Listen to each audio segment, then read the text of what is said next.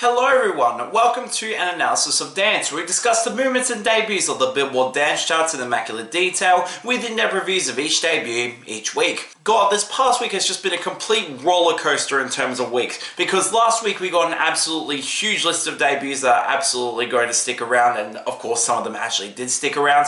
But then you get to this week, where we only have 3 debuts and not really much else. Although the main charts at least had 1 debut per piece, that's at least welcome, and even if the small charts were a bit disappointing this week, I'm at least okay with a shorter week to manage things a little bit better, especially with my life being really busy at the moment. I'll definitely take it. And man, speaking of predictable, Miles on It by Marshmello and Kane Brown is at number 1, although again, it's really down to how much the streaming is helping this one, considering that radio has pretty much been done with it for a while now, and given the competition that's rising up, it's not as secure as some people would expect, and thank God for that. Although if Billboard didn't monumentally fuck up this chart, this would have been off the charts entirely, or at least come dangerously close to doing so. Great job there, guys. Dance pop would have easily dominated a lot of this crap. But for now, it's still above the Days No Shoe remix by Crystal at number 2. Although I expect this to fall, considering a certain song beneath her is getting big momentum, and yeah, it's No Broke Boys by Disco Lines and Tinashe at number 3. And this one is getting big on streaming. Expect this to hit the Hot 100 most likely by next week,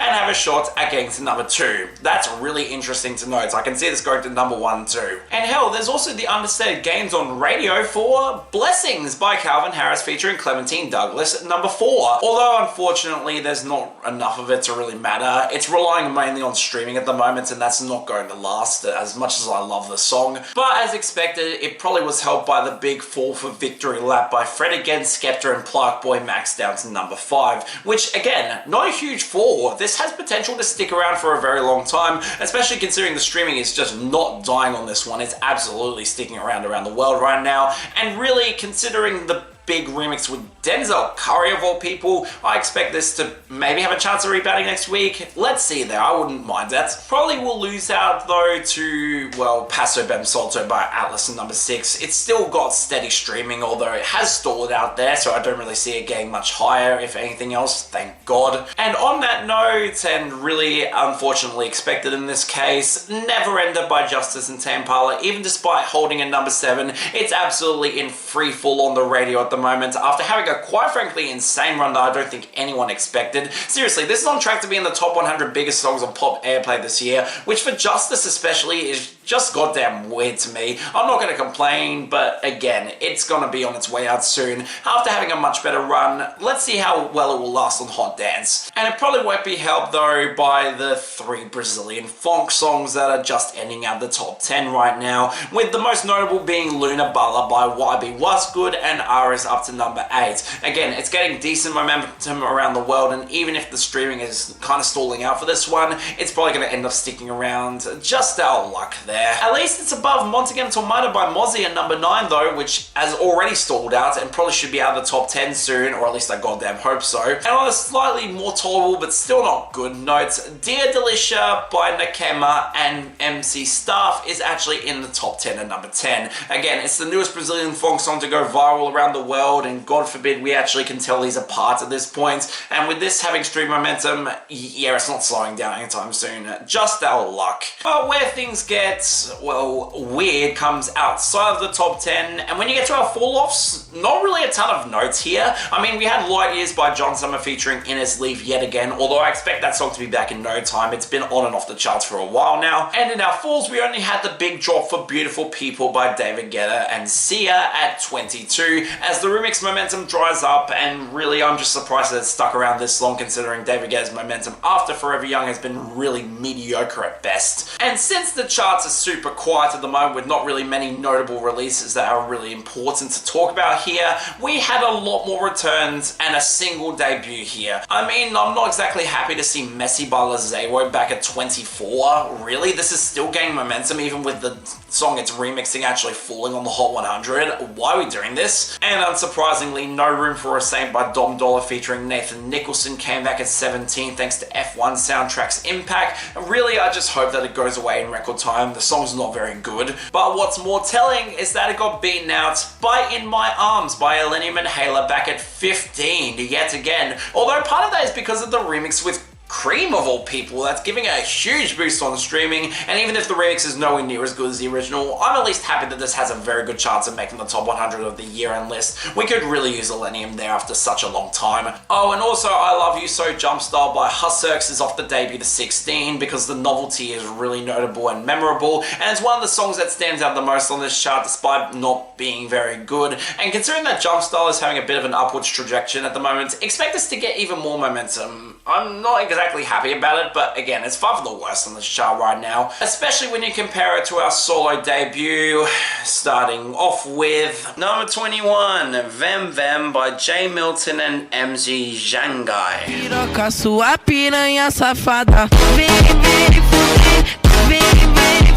I mean, seriously, this is just getting goddamn tiring at this point. Another week, another pair of utterly forgettable Brazilian phonk artists scoring a fluke hits, despite the fact that there's 5 versions of this particular track in their top 10s on Spotify for both artists. Hell, I think it's more miraculous that one of the artists involved, MC Xangai, is actually Brazilian himself. I mean, it's progress. It's still not really all that excusable considering the sort of music that this is, but I'll at least take it. And I mean, yeah, it's not good at all. I mean, I can at least hear some melodic instincts in those pianos that could show someone with actual talent moving forward, but seriously, it's all wasted on this horrible mixing with the kicks sounding as flat and as clipped as ever. And when you can't dance or groove to this with this underdeveloped fragment of a track that's not exactly all that well developed over that runtime, yeah, I again have absolutely no use for this. I mean, in this case I can at least hear some melodic instincts. It kind of reminds me a bit of Spooky by Phoenix, which ironically also had an actual Brazilian on it, so I kind of see a pattern here. But otherwise, my god, I am just so sick of so many of these songs charting at once. This is a culture of robbing genre rather than something that's actually worth keeping around,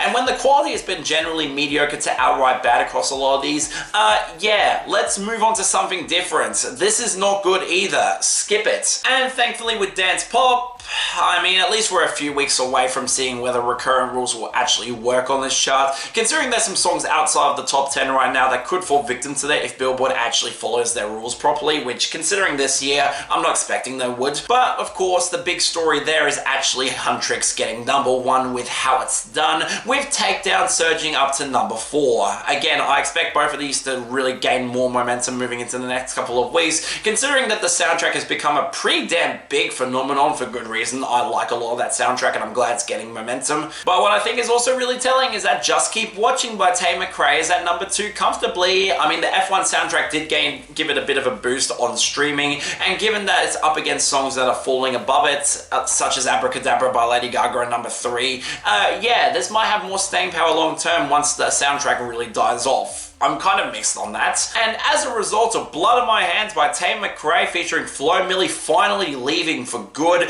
we had a new debut here that honestly kind of surprised me, being number 14, 1-800 by bbno Money and Ironmouse. Till it push me out of line. You can't spell my name without the $sign. Rainbow money, take whatever, yes, I'm colorblind. I mean, it was bound to happen that a collab like this would actually chart. It's really just down to streaming, in more ways than one. For those of you who don't know, Ironmouse is a Puerto Rican VTuber and streamer who at one point was actually the most subscribed name on Twitch, beating out Kai Cenat for a while, which again, that's absolutely a good thing in my books given what Kai Cenat's been up to recently. And as a result, she has big mainstream notoriety, and thanks to bbno Money being well connected and indulgent in the meme side of his persona, this was actually able to chart here and do decently well.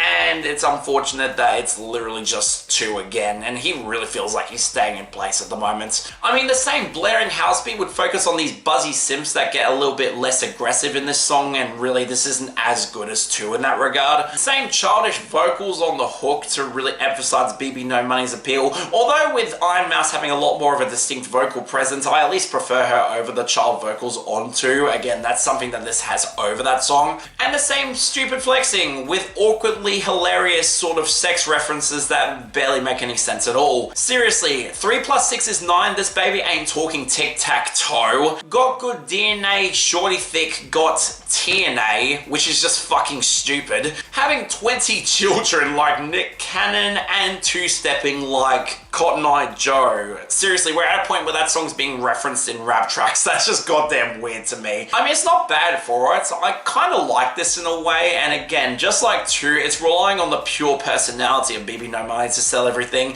and he does have personality alongside Ironmouse. I absolutely get why people are on board with this, but seriously, the lack of growth from bbno Money with these past few singles has been really goddamn concerning. I feel like with more time and the more of these songs that he tries to do, the less people will be on board with it and get tired of the formula. I mean, outside of the novelty of Ironmouse being here at all, I don't really see this having the same level of staying power as either It Boy or 2 in that regard, and yeah, not exactly for the better either. It's not exactly a great song, all things considered. Not bad either though, I guess I'll take it. But man, if you want a weird case where the smaller metric charts didn't really do much at all this week, yeah, it was here, unfortunately. I mean, on dance streaming as expected, How It's Done by Huntrix comfortably hit #1. Again, it's going to stick at the top for a while. It's got big momentum. It's probably going to hit the top 30 on the Hot 100 soon. Although Just Keep Watching by Tay McRae at #2 is putting up one hell of a fight. That's really all that's keeping it on the Hot 100 at the moment, which is kind of revealing how much people actually like it. I'm kind of divided on that. But what's really notable is the massive surge for Illegal by Pink Pantheress all the way to #5. And given the upwards momentum is continuing to go strong, expect this to hit the Hot 100 next week, or at least come damn close. And really, another Pink Pantheress song on the Hot 100 is a major win. That's absolutely welcome for me. Also, Fame Is a Gun by Addison Rae just plummeted down to #10 as the recurrent traffic from the album Impact pretty much just dried up. And even if it's getting a radio boost, it's just not doing well on streaming at all. Geez, very telling for those who were actually defending this as some sort of forward-thinking and really exciting pop pivot,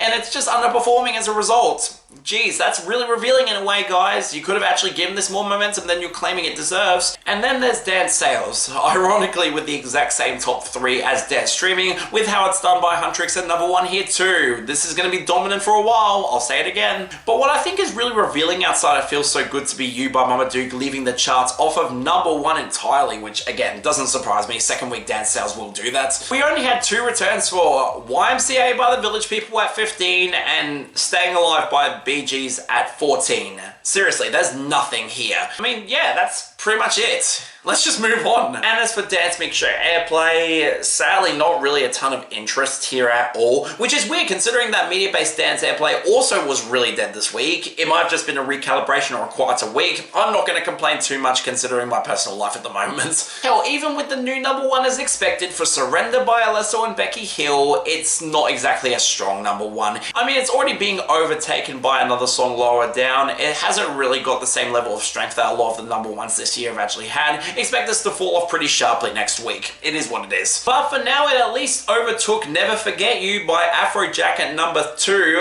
Again, I'm kind of surprised it actually is having as much staying power as it is, but it has become a radio hit in other countries in Europe, so I shouldn't be that surprised even if the song is merely just okay for me. Although both of these are likely to lose out hard to Blessings by Calvin Harris and Clementine Douglas at #3, which given the high level notoriety of this song and the fact that it's doing really well on streaming, I have the sneaking suspicion this will stick at #1 for more than just 1 week. And given the overall quality of it, I am absolutely not going to complain. Let's see this be one of the biggest hits of the year. Then we have a few smaller gains that have actual traffic, starting with Won't Be Possible by Tiesto, Odd Mob and Good Boys at #4. Thank God an actual good Tiesto song is making momentum at a pretty decent rate, and really considering that the spins are going pretty consistently steady, I'm expecting this to hit #1 soon, no complaints. Hell, the same also could be said about In My Arms by Elenio and Halo at #5, although this one is slowing down on spins to make it go up pretty consistently. Again, that's probably the best way to gain a pretty big year-end list spot, and I can't complain. But then there's Edge of the World by Medusa and Aaliyah Genesee and Nula at #6, and I would have thought initially that this one was on its way out considering that the spins fell at one point,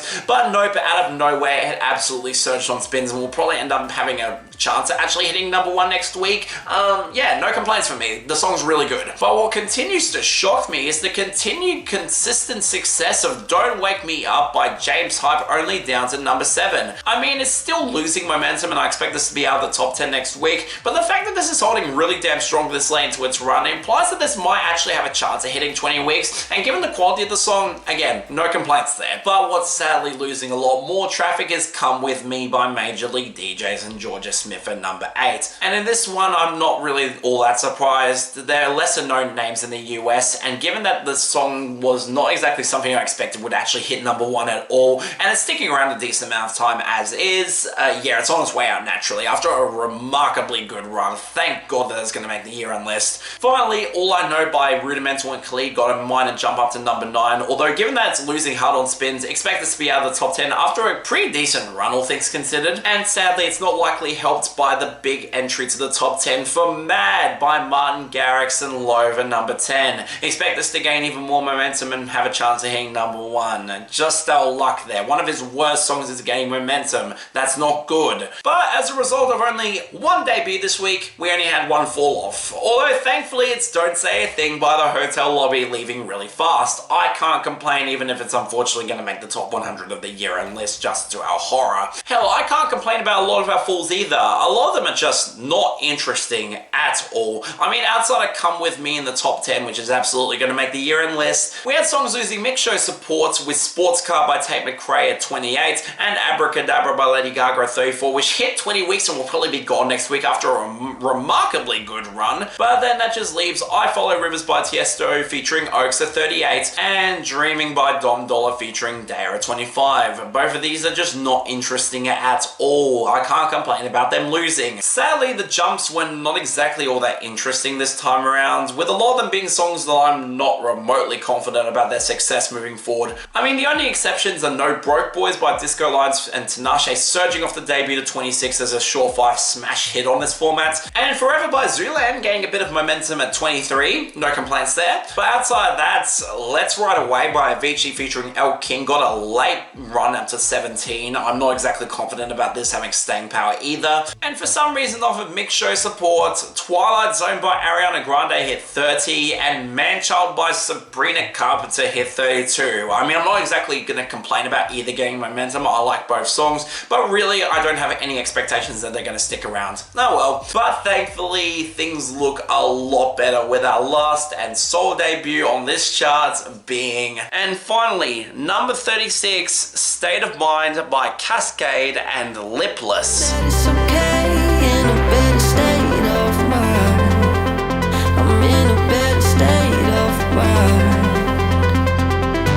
I mean, it's just goddamn unfair at this point. You've got really disposable Brazilian funk songs that aren't good, and bbno Money sticking in place with a generally okay track, and then of course, to top it all off, you have Kaskade going back to progressive house and bringing on a criminally underrated Australian producer from his own label to actually give him his first shining song anywhere, and my god, this is just not even a contest at this point. I mean, it doesn't surprise me given that Lipless has been building a big audience out of his releases on Kaskade's label, and given that Kaskade is a consistent radio darling, this managed to debut here pretty nicely even despite having much lower spins than I expected for a debut, and yeah, they absolutely nailed it. This is fucking stunning. 4.5 glorious minutes of subtle ambient pads, these really gorgeous spacious synths that sound absolutely terrific against the much smoother percussion, and some drops that lean closer to the progressive house sound and just absolutely floor me every time I hear them, with the sort of uncredited female vocals that act as this angelic light guiding you through this entire experience. With this album cover, it doesn't remotely surprise me that this song sounds like this, and given the overall quality of this,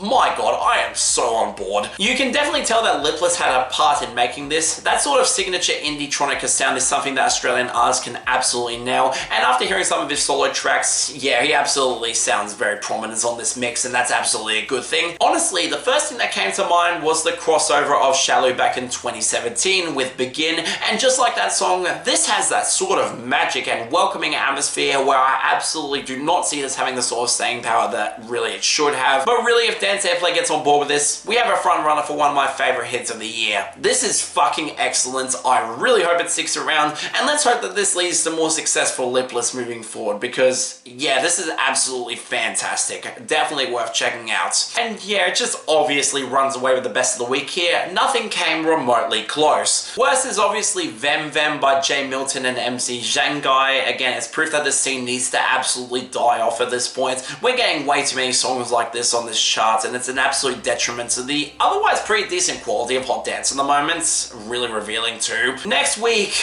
honestly, I've got nothing outside of maybe the welcome return of Kenya Grace, balanced out by another fucking high, loud luxury debut, as if we need more of them on this chart at this point. But yeah, that's all for this episode of the Analysis of Dance. See you next time.